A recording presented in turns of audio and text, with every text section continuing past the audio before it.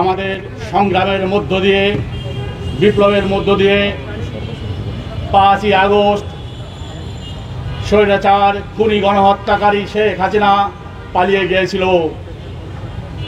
কিন্তু অত্যন্ত দুঃখ ভরে বলতে হচ্ছে যে খুনি শেখ হাসিনা পালিয়ে গেছে, কিন্তু তার শাসন আমলে যে সেটআপ সে রেখে গিয়েছিল, যে নিয়োগ তিনি দিয়ে গিয়েছিল, সেই নিয়োগকৃত ব্যক্তিরা এখনো রয়ে গেছে।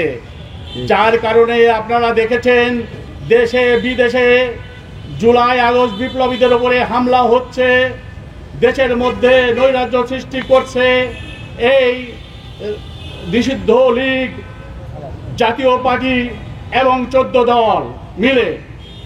কেননা এদের পিছনে ইন্ধনদাতা হলো শেখ হাসিনা রেখে যাওয়া তার দোসররা বিভিন্ন জায়গায় বসে আছে।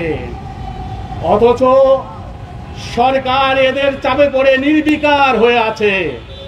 সরকারকে জাগতে হবে। জনগণ আবার জেগে উঠেছে। তাদের রক্তে আগুন লাগার আগেই আবার সরকার যদি না জাগে, উদ্ভূত পরিস্থিতির জন্য দায়ী থাকবে সরকার।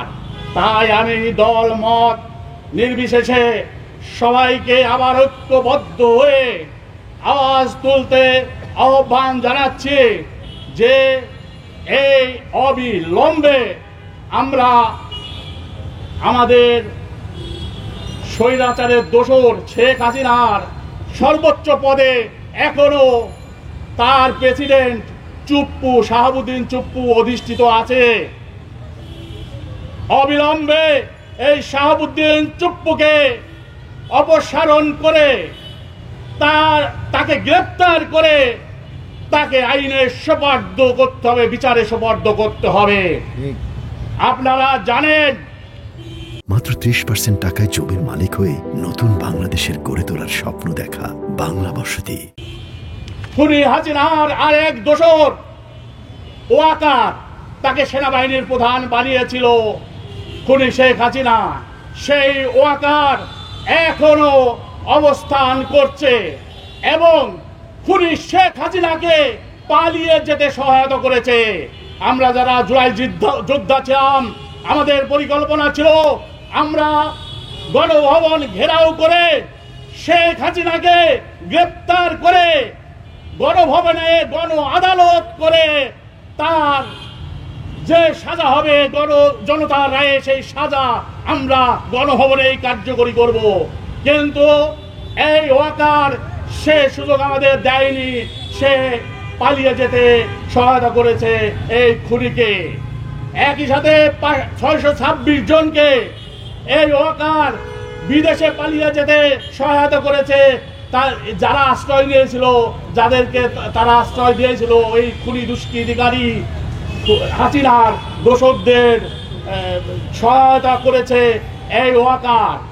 এই দুইটি অপরাধে, এই দুইটি জঘন্য অপরাধে এই খুনিদের পালিয়ে যেতে সহায়তা করার কারণে অবিলম্বে তাকে অপসারণ করা হোক, তাকে গ্রেপ্তার করা হোক এবং তাকে বিচারে সোপর্দ করা হোক। একই সাথে বলবো যে আপনারা দেখেছেন খুনি হাসিনা যে সচিবদের নিয়োগ করেছিল, দপ্তর পরিদপ্তর অধিদপ্তরে যে অধিকর্তাদের নিয়োগ করেছিল, 2-1 জন বাদে তারা সবাই এখন বহাল তবিয়ত আছে, শুধু দপ্তর চেঞ্জ হয়েছে। যার কারণে বিপ্লব পরিপূর্ণতা পায়নি। অতি সত্বর এইসব সচিবদের লাথি মেরে বের করে দিয়ে নতুন করে নিয়োগ দিতে হবে। একই সাথে আমি আর একটি কথা বলবো, 53 বছরে সংবিধান, যে সংবিধান গোলামীর সংবিধান, সেই সংবিধান আমাদেরকে কোনো উপকার করতে পারিনি, কোনো মুক্তি দিতে পারিনি, এদেশের মানুষের মুক্তি আনতে পারিনি। এই সংবিধানকে অবিলম্বে ছুঁড়ে ফেলে দিয়ে নতুন সংবিধান রচনা করে পরিপূর্ণ জুলাই সনদকে সেই সংবিধানে সন্নিবেশিত করতে হবে। আমরা, আপনারা হয়তো ভাবতে পারেন যে এগুলা ভোটের পরে হবে। আমরা আগামী 26 সালের ফেব্রুয়ারিতে নির্বাচন হোক, সে সাথে আমরা একমত। কিন্তু নির্বাচনের যে কয় মাস বাকি আছে সেই কয় মাসের আগে এইটি কার্যকরী করতে হবে, নির্বাচনকে সুষ্ঠু এবং সুন্দর করার স্বার্থে। নতজানু পররাষ্ট্র নীতি থেকে সরে আসতে হবে। নতজানু পররাষ্ট্র নীতি, আমরা ভারতের কবর রচনা করেছি, আধিপত্য মুক্ত হয়েছি, ভারতের আধিপত্যে আমরা ফিরে যেতে চাই না। জুলাই আগস্ট বিপ্লবের আদর্শকে সর্বত্র বাস্তবায়ন করতে হবে, নইলে আমরা আবার ছাত্র জনতা জেগে উঠব এবং এই ইন্টারিম গভর্নমেন্ট ব্যর্থ হলে জাতীয় বিপ্লবী সরকার গঠন করে আমরা রাষ্ট্র পরিচালনা দায়িত্ব গ্রহণ করব ইনশাল্লাহ। বাংলাদেশ জিন্দাবাদ। ভারতীয় আধিপত্যবাদ ধ্বংস নিবাদ যাক। ভারতের দালালেরা হুঁশিয়ার, সাবধান। ইনকিলাব জিন্দাবাদ। হয় মৃত্যু, না হয় মুক্তি। ধন্যবাদ।